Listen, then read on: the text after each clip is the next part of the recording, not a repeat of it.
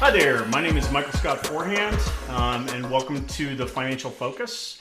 And today's episode is going to be about why smart money isn't chasing returns anymore. So I hear a lot of noise in the financial world about returns, and a lot of people feel the same way. They hear a lot. It's banging the drum about what kind of return can I get? Who beat the market? Who didn't beat the market? What's the next big move coming up? Is it going to be crypto? Is it going to be equity? Is it going to be tech stocks? But the smartest business owners that are hearing all this, they're not obsessed with returns. They're focused on control, predictability, efficiency. Because once you've built income and you've built assets and you've taken the real risk to get there, the question changes. It's no longer how much can I make? It becomes how much can I keep? How much can I protect? How much can I reliably use? That shift is why conversations around risk managed strategies like indexed universal life and fixed index annuities have become more prominent in business and retirement planning. So let's be clear about something up front. These tools are not designed to beat the market. They're designed to change the rules of engagement. Traditional market investing is built on volatility. You accept ups, you accept downs in exchange for long-term growth, hopefully positive growth. But many business owners already have enough volatility. Their income fluctuates, taxes are unpredictable, cash flow isn't always linear, and timing really does matter. So introducing additional market risk everywhere doesn't make any sense. This is where IULs and fixed index annuities often enter the conversation, not as investments, but as financial infrastructure. So think of them as like engines for growth and more like shock absorbers for your financial plan. One of the key concepts business owners appreciate is asymmetric risk. The idea that you participate in upside potential, usually tied to an index, but you're insulated from market losses in down years. That protection comes with trade-offs. Caps, participation rates, and product structure do matter, but the strategic value is this. You remove the emotional and mathematical damage of losses. Losses require larger gains just to break even, the power of loss, right? Down 100%, if you make 100%, you're not back to even yet. Avoiding the reset can significantly change long-term outcomes. Another reason these tools show up in business planning is tax efficiency. Business owners don't usually lack places to earn money. They usually lack places to earn it tax efficiently. Certain properly structured IUL strategies allow for tax-advantaged access, flexible premium design, and long-term planning that aligns with income and timing. Fixed indexed annuities, on the other hand, often appeal to people approaching or entering retirement who are looking for specifically principal protection, maybe predictable income options, and certainly insulation from sequence of returns risk. The last point, sequence risk, is critical. The danger of poor market returns early in retirement can do more damage than average returns ever reveal. The problem here is if it comes at the wrong time, it's really, really impactful in a negative manner. So a strategy that avoids losses in early years can sometimes outperform a higher return strategy that experiences volatility at the wrong time.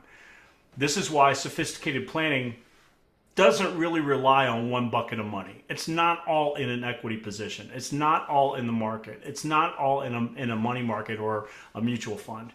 It uses different tools for different jobs. And that's a key concept here. Growth assets for long-term expansion is a tool. That's one reason why you would have money invested in a specific program.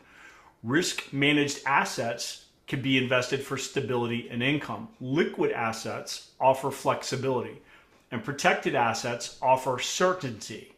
So if you think about it, when you're thinking about your long-term plan, are you sure it's going to work? Do you have some doubt? Do you ever wake up in the middle of the night wondering if the crypto market the next morning is going to open higher or lower? Or if that new equity position you took out is going to grow or lose? This is where some of the things, especially ones we're going to talk about today, afford that level of certainty and that degree of peace. The mistake people make is treating every dollar that's invested the same. Every dollar has a job, and they're not always the same. When you align the job of a dollar with the right strategy, the entire plan becomes more efficient, even if no single piece is flashy. The bottom line is this: smart planning isn't about chasing the best product. It's about building a system that works when markets cooperate and when they don't. And in a world where uncertainty is the only constant, predictability becomes a competitive advantage. So, if you want to reduce risk, improve tax efficiency, create dependable outcomes, then you don't need perfect returns. You need a plan that works consistently. And that's where real financial strategy lives. The goal isn't to eliminate risk. It's to be intentional about where you take it. And that starts by making sure every dollar in your plan has a clear purpose. So without further ado, I'd like to introduce our special guest today, Bridget Reimer from Fidelity and Guarantee. Hi, Bridget. How you doing? I'm doing well, Scott. How are you? I'm good. It's so nice to see you. I think the last time I saw you, we were in, I believe, Phoenix a couple of months ago, maybe in Yes. December, and Yep. that was actually the first time I ever met you. And it's you were a real pleasant surprise to me. Not that I have ever met anybody from FNG that I didn't like, but you were very funny, and I had a good time with you, and we got a lot accomplished in that workshop. So that was a lot of fun. It Um, was a great introduction, and I yeah, love spending time with you. So it's good to be back and honored to be on your podcast. So thanks for having me. yeah, and I know that I roped you into this, and thank you for being a good guest and acquiescing to my requests. So Absolutely. first things first. All right, so Bridget, let's talk for a second. For those of you who don't know you, what's your role at Fidelity and Guarantee, and what do you focus on a day-to-day basis? Yeah, absolutely. So, Bridget Reimer, I'm a national account VP here at Fidelity and Guarantee. So I work specifically on the life distribution channel. However, unique skill set, I get to actually help support both annuity and life. I come from the distribution world and had spent a lot of time learning both of those products. And so while I work in the life channel, very familiar with annuities as well. And a lot of my time on the road is spent helping educate and support both products. My day to day, Scott, is really simple.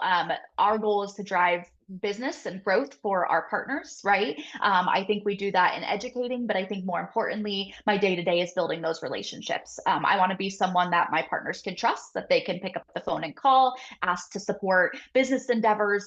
If you guys grow, we grow. So we really do view this as a team effort. And so I get to have a lot of fun, honestly. I love what I do. I love getting to visit with to podcasts like this, but I also love traveling and getting to meet people in person. And it really is, I think, about the relationship. When you have each other's best interest in mind, you can go further together. And that's really what my goal is. Awesome. I did have an opportunity to actually ask you for help with an issue that I had, and the interesting thing about it, Bridget, within 24 hours, the problem was solved. Within Love within it. 3 hours, you had returned my call. It was Yes. awesome to have that kind of responsiveness. So thank you for that. Love to Um, hear it. in one sentence, what problem do you believe F&G is trying to solve for advisors and families today, if there is one? Yeah, yeah, great question. And I don't mean to sound cheesy or come off cliche, but I'm really going to use our mission and vision. Really, our mission is to turn aspirations into reality and improve the financial lives of more and more people. And if you put that together in one sentence, like I just did, I really think that is what we're trying to solve. We mean that from the inside out, right? We mean that for our own employees. We mean that for our agents that we get to serve, but we also mean that for the client, right? The end user that you guys are out there servicing and helping. We want all of our aspirations to come true. And we truly think that starts with financial stability. One thing I really love about F&G and their mission is we're not focused on necessarily the big guys, right? We believe that these products have a place in middle market America.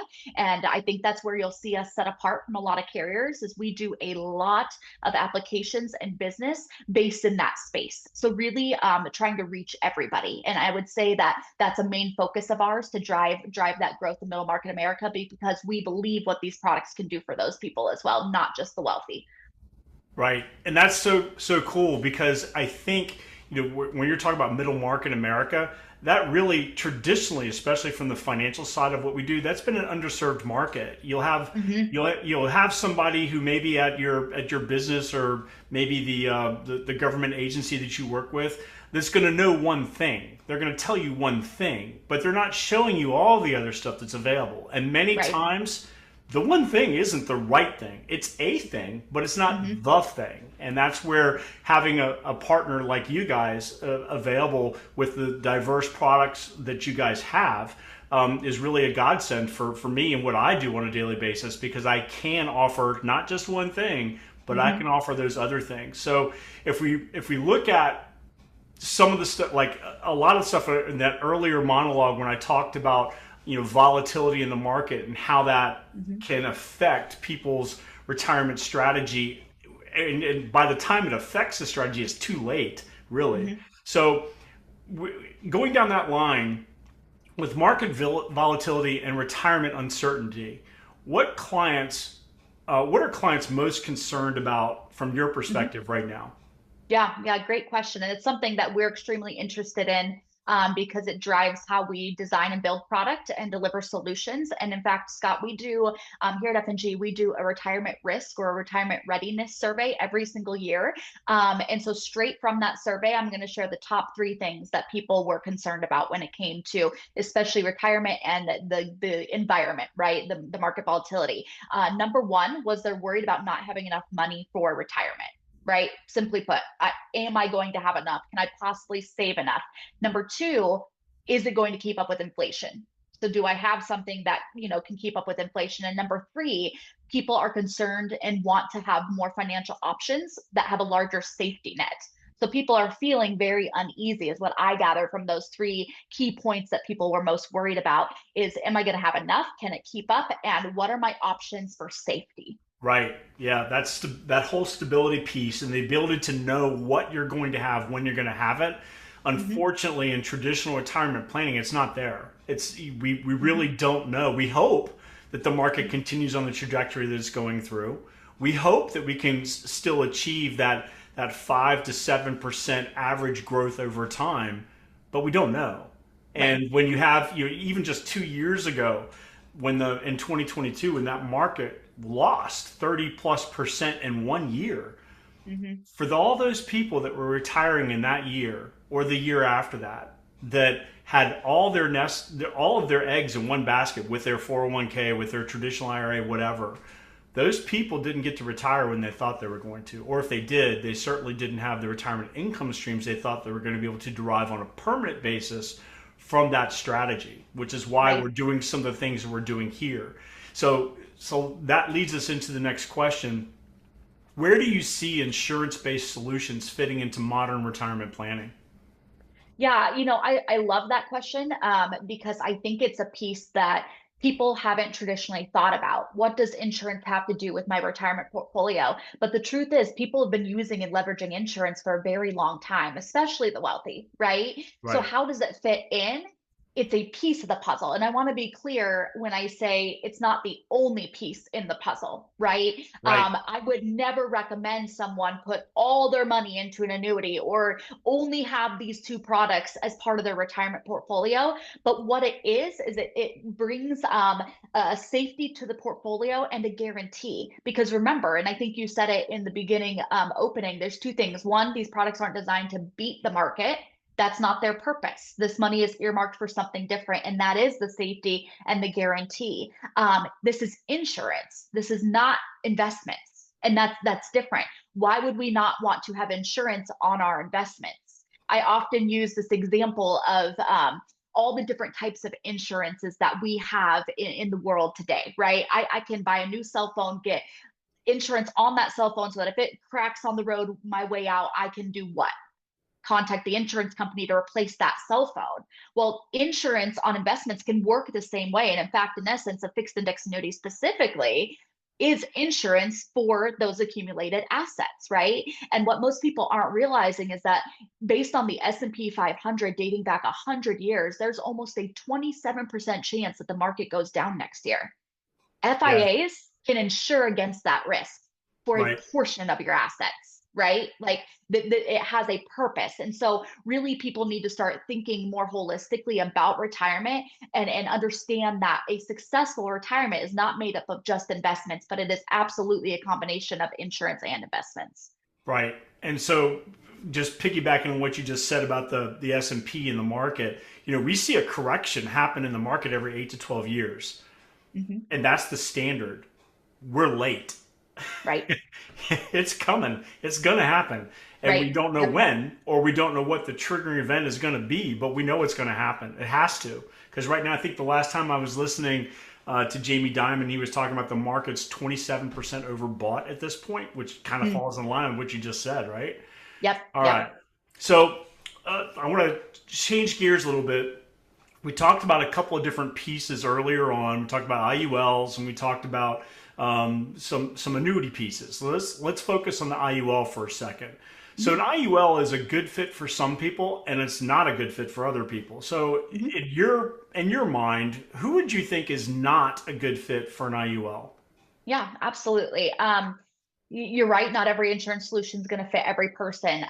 Someone that comes to mind that would not be a good fit for an IUL, someone who has a lot of health issues, right? Remember, this is an insurance product. So on the life side, these are underwritten based on our health situation. Are we taking prescriptions? Have we had um, any illnesses in the past? Do we have illnesses currently, right? What's that whole picture look like? And so it can be challenging to offer insurance, especially whole life insurance, focused on IUL or whole life.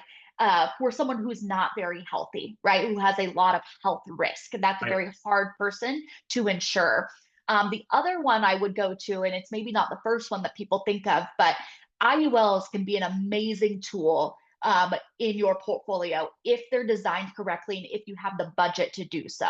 Yep. And so I would caution people when looking at different types of IULs and what types of IULs are out there, the right budget. If the client doesn't have enough money to spend on the insurance, an IUL may not be the best option. It really Yep. depends, right? But Absolutely. to really build them correctly, we need to have a healthy budget. And I think one way to reshape that conversation is, look, this budget I'm asking you to carve out is not just to pay for insurance, right? It's to build a retirement vehicle, right? To build this flexible option that we can access. So stop thinking about it like this is just insurance if I die and I'm only willing to pay this money. It's how much am I willing to put in to save for retirement, cover me when I get sick, or God forbid, if something happened to me, would leave a benefit to my family, right? Right. So I talk to a lot of agents, I talk to a lot of brokers, I talk to a lot of clients, and there's more often than not a misconception about what an IUL is or isn't. Mhm. So, from your perspective, what do you hear? What's the biggest misconception you hear about IULs from both consumers or advisors? Yeah, I honestly think, and this is probably going to be pretty obvious based on certain lawsuits that we've seen recently, right? I think people misconceive what IULs are based on the bad scenarios out there that have happened, right? So I think it's circumstantial. I think it's advisors who unfortunately didn't know what they were doing when they designed the IUL. So people think that IULs are just going to implode. And I truly think that's probably one of the biggest concerns among advisors who are too afraid to sell them, as well as clients who don't want them as an option. And I will say that that can be true if you're not working with an educated advisor who knows how to help you design the IUL properly, Right. right? And I would say that that's probably the biggest thing. Oh, what? I pour all my money in and then it lapses by age 80, 75, right? People are concerned about that. And unfortunately, it has happened, right? Which is the importance of working with a very educated and professional advisor who knows that landscape and knows how to help you design the IUL to really be a long term product. So that's kind of like when you go see a doctor, you don't go see a general practitioner when you've got cancer.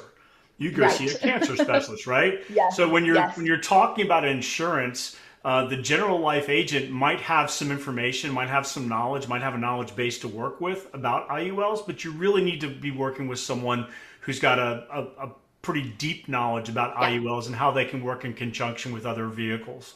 All right. Absolutely. All right. Yep. Very cool. All right. So now, from just a little bit, I love IULs.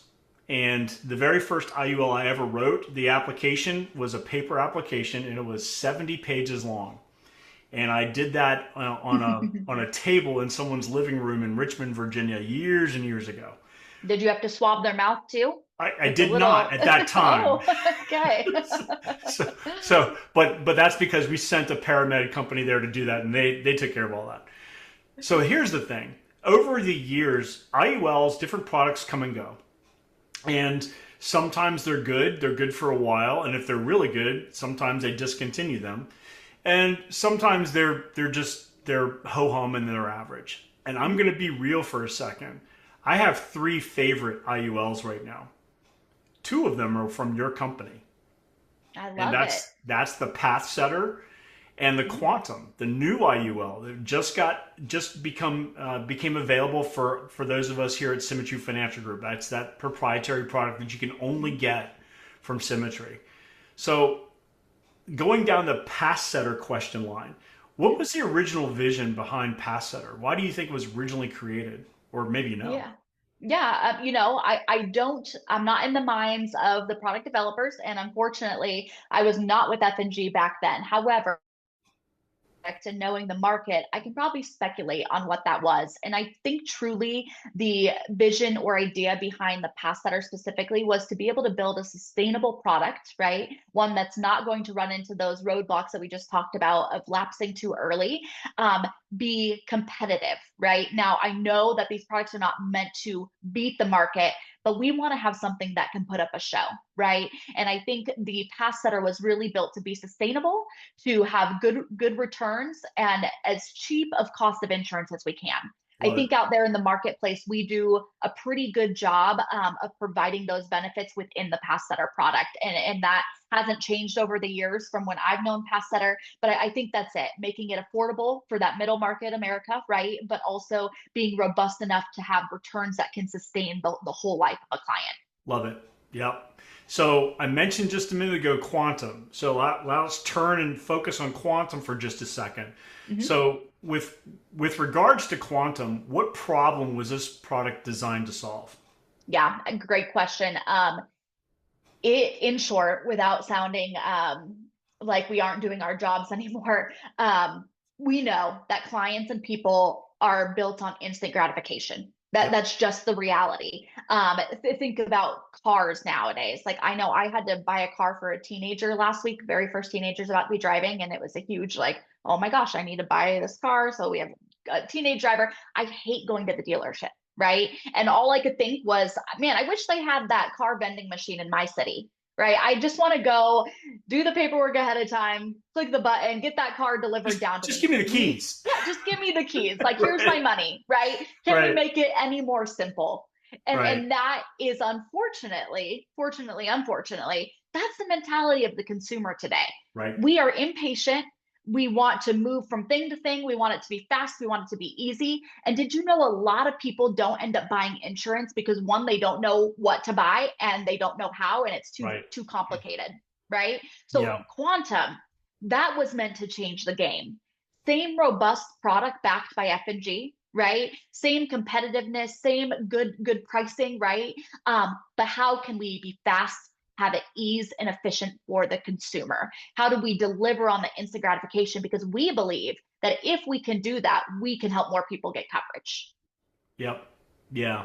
So and I can tell you from personal experience, I love quantum. I love the application process. I love the speed that we can go through the application, as well as the speed that it can get to issue. I've had some traditional IULs take as long as 2 months to get through the Right. application and the issue process. Whereas Mm-hmm. I did a quantum program, I guess about 2 weeks ago. I think the entire process took about 35 minutes, and then the Mm-hmm. client was covered and everything was ready to go. And Yep. the illustration, when I ran the illustration for quantum versus some of the competitors, quantum was superior both Mm-hmm. in accumulation and in distribution model on the back end. So I was very impressed, and actually, like I said, quantum and Passet are two of my favorites. But there's a difference, right? Mm-hmm. So there's a difference. So how should an advisor decide between whether to use Pass Setter or whether to use quantum? That's a great question. And I'll preface by saying neither is a bad product, right? If you're able to get the client one of them, we're doing well by the client. They're both Um, fantastic. I'll Absolutely. testify to that. Yep, yep. So we aren't hurting the client by accidentally putting them in quantum versus fast setter. I don't believe, right? It's still great coverage, and if you designed it correctly, should be a long-term product solution for the client. But I do think there are some key differences, and I think it comes down to one, what is the client's tolerance for the process, right? If the process of the pass setter is going to keep them from getting that coverage, I'd rather these clients have coverage than no coverage at all. So if you know those clients who are just too busy, right? But this will solve the problem and fill that gap that we believe as advisors they need to fill in their portfolio, then you can go quantum, right? It's the ease of the process.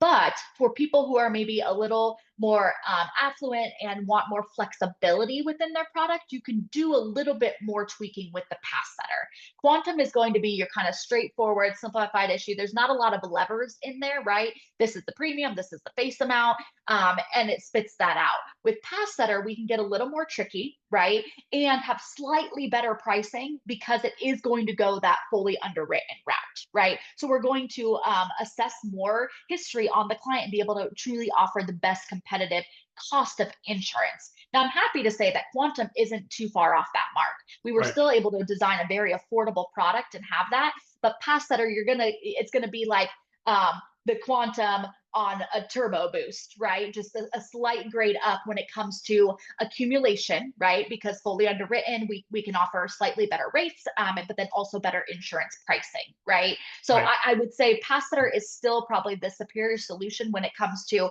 intricate design and being able to move the levers how you want to move the levers. Yep, I agree with that 100%. And I'll also say that if you have just a client that's in really good health, they're very, very similar in performance. The out of the Mm-hmm. box performance from quantum versus you were talking about pulling levers and making adjustments within the pass setter piece, they're very similar. Yep. All Yep. right. So now I want to switch gears a little bit again. So we've talked about IULs, we talked about different types of investment strategy and equities and all that other stuff in the beginning. Now let's talk about an annuity. So Mm-hmm. annuities, sometimes people have in their mind they've heard some bad things about annuities. So I'd like to clear that up right now. So what in your mind, what do you think Mm-hmm. most people misunderstand about annuities, or why do you think some annuities have a bad reputation? Yeah, absolutely. I think in my experience, it comes down to two misconceptions that have to do with product type. Because remember, fixed index annuities aren't the only annuity out there. There's a lot of annuities out there. So, what are the two things that I hear people say they don't like about annuities? Number one, that they have too many fees. And number Uh-huh. two, not they have no liquidity. They have no access to their money, right? I think those are the two things that people hear most commonly. And I will say, in some types of annuities, that can be true, right? There are annuities out there that are very heavy in fees, and that's how advisors get paid, right? We are in the insurance world with a life insurance license where we're not registered or authorized to sell those types of annuities. We can only sell fixed annuities, fixed indexed annuities, right? Which fortunately, we have products that have zero fees at all on annuities. And then we have products who have, which I love. Yes, I'm a big fan of a no fee annuity built for Yep. max Love them. accumulation. Like that is my favorite annuity of all time. Um, but we have annuities that have fees. Now, one thing I will say to dispel that myth is that you only are paying a fee if you want the feature that that fee is meant to pay for. So if you don't want to pay a fee, you can have a fixed index annuity that has none of that. Right. Okay. So that's the fees side of it. The other misconception of I don't have access to my money. I think people traditionally think about a SPIA, a single premium immediate annuity, which in essence is I trade in, here's my $100,000 to the insurance company. They spit back out, okay, you get $6,000 guaranteed for life. This 100,000 kind of goes away. There's no cash accumulation. You can have periods certain where you make sure it pays out even if you die. However, in simple terms, that money goes away. I can't access it, right? I only get my $6,000 for life. Now, is there a client that those are good for? Absolutely, right? However, I think people think of a SPIA because that's a very old type of annuity as the annuity, when really fixed index annuities are meant to be flexible. They have built-in penalty-free withdrawals that you can take out up to a certain amount every single year, even during your surrender period. So that we need to educate people on that myth as well. Right. Something you just said, you're matching the purpose of the annuity to what the goal is, right? So, Mhm. I've been out in my garage and I've hammered a nail with a wrench. Okay. I should have used a hammer, but I hammered it with a wrench. This is the same kind of thing.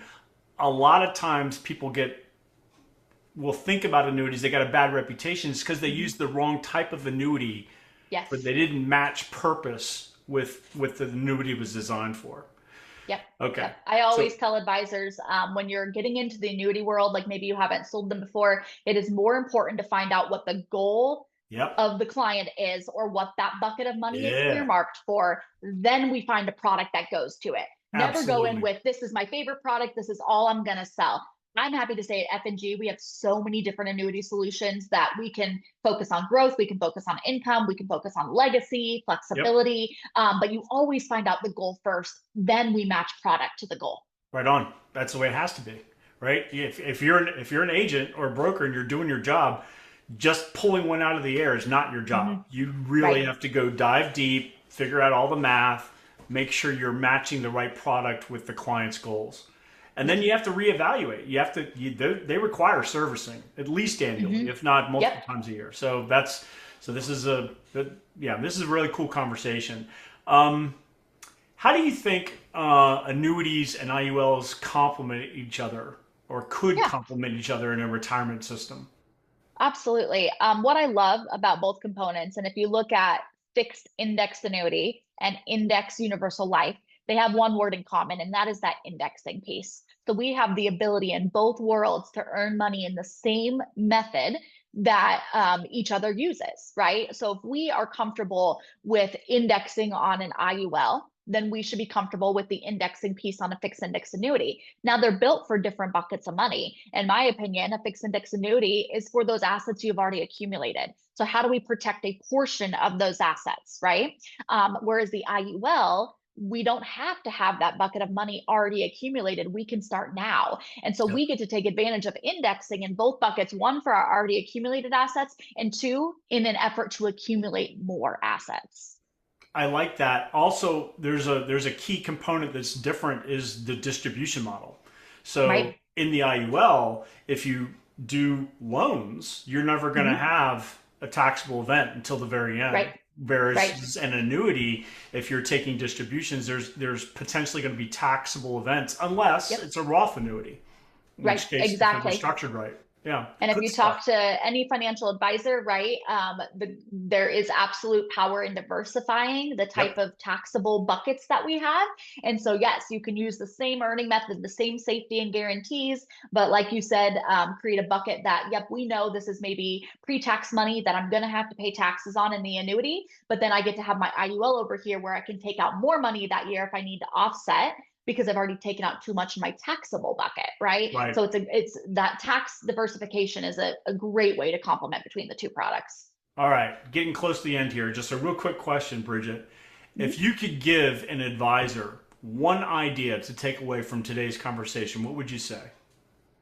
Oh, that's a good one. It's been a great conversation. So many thoughts. I get excited and passionate about this stuff because I'm a big believer in it. But I think the thing that I would challenge advisors on is people are looking for options, right? And if you are in this space, if you are a licensed life agent, you hold the key to a really crucial piece and a really good option for our clients. We need to believe in that, right? We need to believe that what we're doing is good for people and what products we have to offer are good for people. And the study I shared with you guys at the beginning proves that people are looking for those options. And so, really, I just want to encourage people to not be afraid to ask the questions, to dig in, to do the proposals, to educate people. You know, I always tell people this job, this industry to me is not sales. It is not sales. We are educating people with products that they actually need in their portfolio. I'm not trying to sell them a vacuum or something else that we could live without, right? The piece that these products bring to our clients, retirement, their life protection, all those things are such there's such dignity in doing that.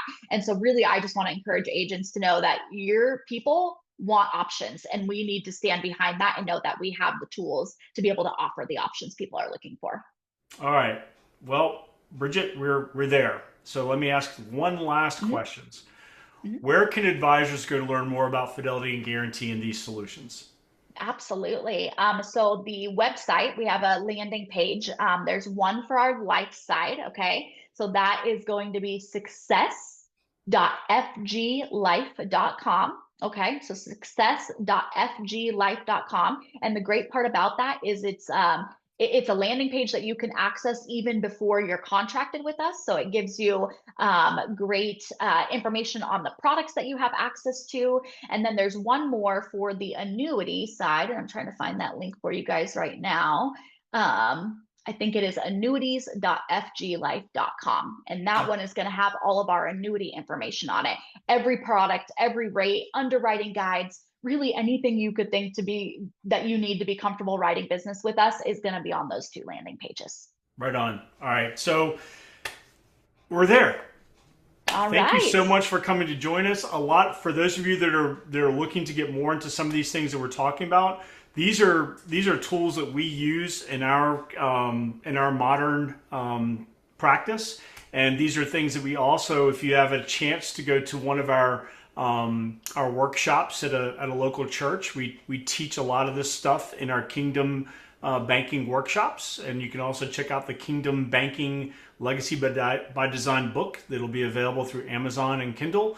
And thanks everybody for joining us. Hopefully you got something out of this. Thank you very much, Bridget, for coming here. It's been You're very wonderful. welcome. Yeah, thanks for having me.